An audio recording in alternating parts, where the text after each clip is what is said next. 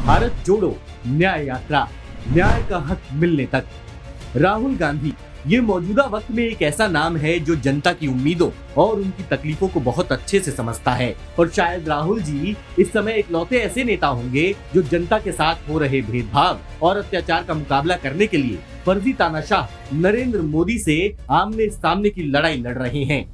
राहुल गांधी जी ने देश की जनता के हितों के मुद्दों पर जोर देने और नरेंद्र मोदी सरकार की नाकामियों को उजागर करने के लिए लगातार प्रयास किए हैं और जनता के सामने हर बार सच लेकर आए हैं।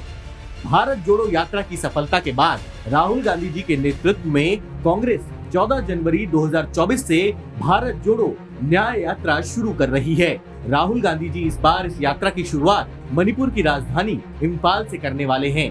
वही मणिपुर जहां नरेंद्र मोदी ने इतनी हिंसा होने के बावजूद वहां जाने की जहमत नहीं उठाई थी, लेकिन राहुल गांधी जी ने मणिपुर की जनता में भरोसा पैदा करने के लिए सबसे पहले इम्फाल को चुना है।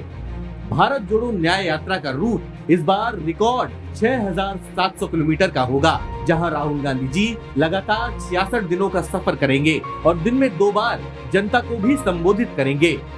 भारत जोड़ो न्याय यात्रा का मकसद देश में एकजुटता का संदेश घर घर तक पहुंचाना है, जिससे देश में भाजपा और नरेंद्र मोदी द्वारा फैलाई गई नफरत और दहशत को खत्म किया जा सके।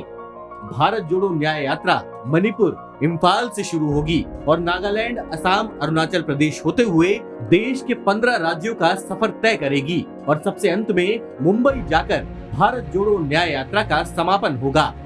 भारत जोड़ो न्याय यात्रा का सबसे बड़ा मकसद हिंदुस्तान के सामाजिक, आर्थिक, राजनीतिक और बुनियादी मुद्दों की तरफ ध्यान देना है। एक तरफ तो राहुल गांधी जी जैसे नेता हैं जो जनता के मुद्दों को ध्यान में रखकर जनता के बीच पहुंच रहे हैं, और दूसरी तरफ फर्जी जिल्ले इलाई हैं जो कभी बीच पर जाकर फोटो शूट करवाते हैं तो कभी किसी फाइटर प्लेन में बैठकर नकली हीरोपंती दिखाते हैं। नरेंद्र मोदी ने ये बात साबित कर दी है कि व्यक्ति को अगर जिंदगी में सबसे बड़ा मौका भी मिले तो उसे तबाह कैसे किया जाए। नरेंद्र मोदी सरकार के फर्जी दम, अहंकार और अंधभक्तों द्वारा किए गए करोड़ों गुनाहों पर मरहम का काम भारत जोड़ो न्याय यात्रा करने का काम करेगी।